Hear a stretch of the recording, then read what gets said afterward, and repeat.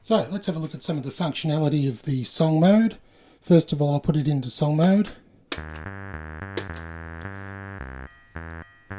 So at the moment it's playing a pattern.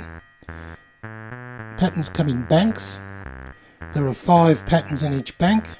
So if I press pattern 2 now, it'll be queued and it'll come in when pattern 1 is finished. And then I can go back to pattern 1.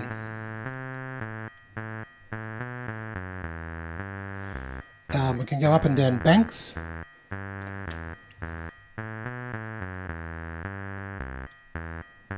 Waits till the pattern's finished.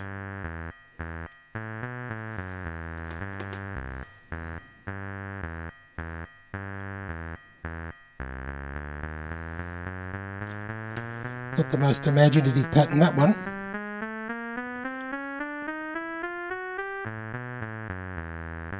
Also, you can edit the patterns on the fly.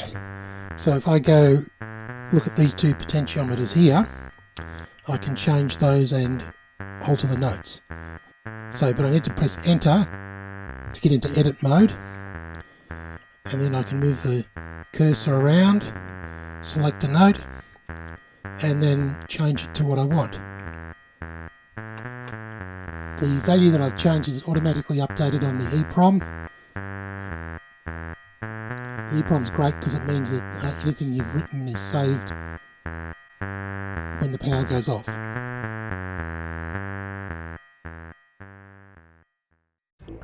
Song mode has patterns which can be played by pressing foot switches.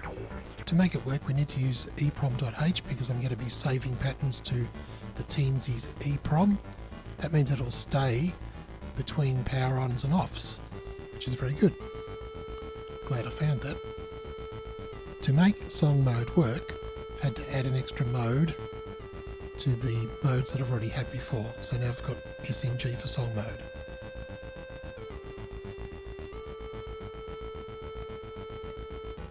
Need a whole lot of variables to make song mode work, and they're all shown here. Each pattern can be up to 32 notes. So we've got some things here to do with the root notes and what is the current note and which one we're editing and which bank we're on, and also whether we're in song edit mode or not. Basically a pattern is held in this array. Now you can see there's some notes in here, but also some tie notes and stuff. This is the default array which will play when it starts. This array here is the same thing, except it's for the next pattern to be played. So it's like a queuing system. So the program will load the new pattern into this array, and then at the end of the bar we'll move back to this array.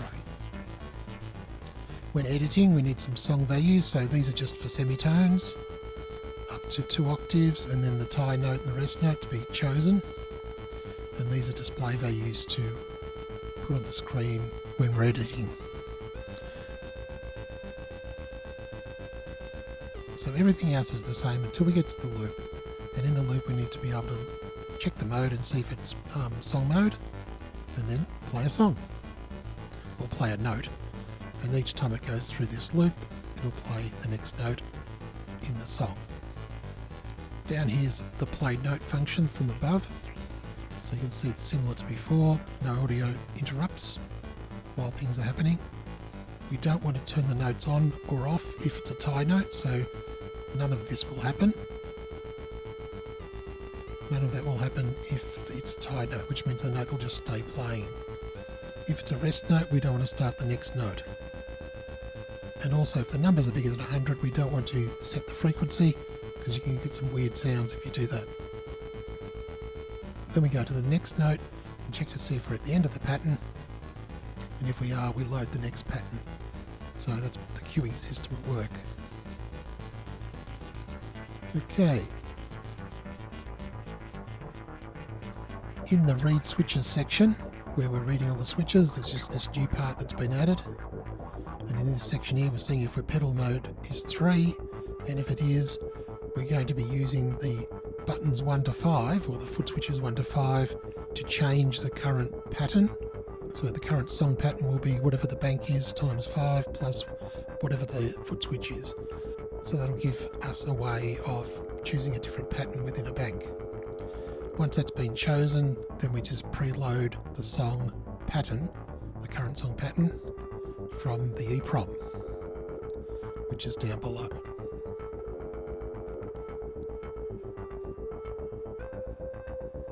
Also, when we're in pedal mode 3, we need to toggle song mode on and off. And if we're in song edit mode, we save the new note using this function. And after that, check to see if the bank has been changed. Here's the function to change the bank, or to check the bank. If it's an up switch, go up a bank. If it's a down switch, go down a bank. And then preload the song for the new pattern as we go up and down the banks. Okay, so in the reading of the pots, you notice before we're using potentiometers 3 and 4 to actually do the editing. So when we're in song edit mode, what we need to be able to do is find out which note we're actually on, and also find out what we're changing it to.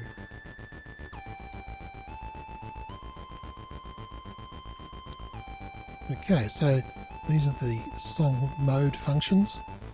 This is the function for loading a song from the EEProm.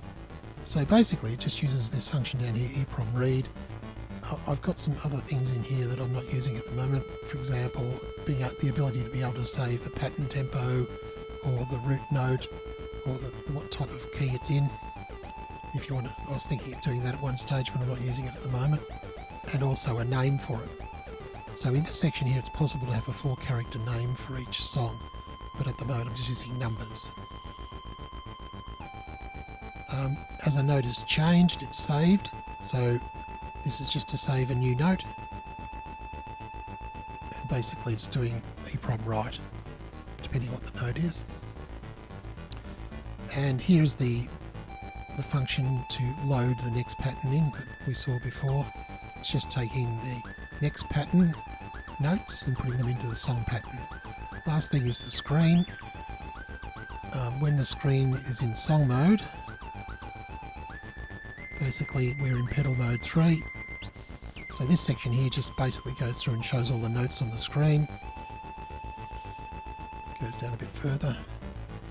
And also when in edit mode, it allows the edit cursor to be moved around and to show which note's being currently edited. So that's basically it. The rest is the same. Thanks for listening.